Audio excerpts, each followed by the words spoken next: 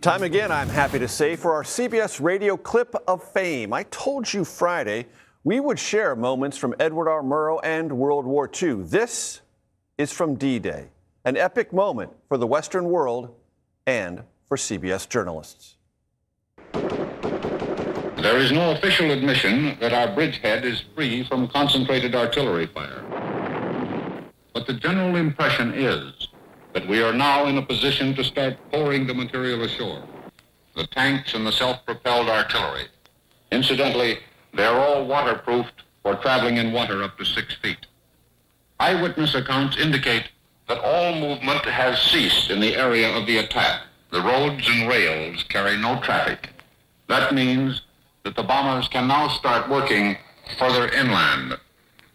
Here is a report from Charles Collingwood, Columbia's correspondent with the Navy, who was with a tank landing craft. He says the first craft onto the beaches were the little LCVPs. They came in doggedly, looking very small and gallant with their heads up. Offshore, several miles, loomed the silhouettes of the big ships. Between them and the beaches milled an assemblage of landing craft of all kinds, forming up, waiting to go in. A few thousand yards offshore, 2 patrol boats stood, a mile or so apart. They marked the starting line.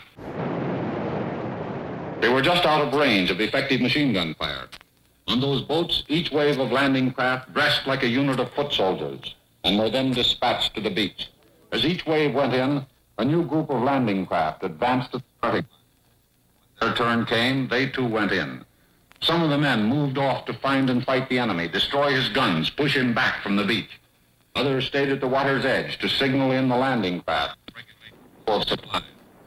More and more men reached the beach. Boats kept coming in, landing their men, then backing off the shore and going back for another load. The enemy guns began firing. At one end of the beachhead, a little knot of German prisoners began to form. Back among the big ships, the admiral decided he could now send in his bigger landing vessels, send them into the shore.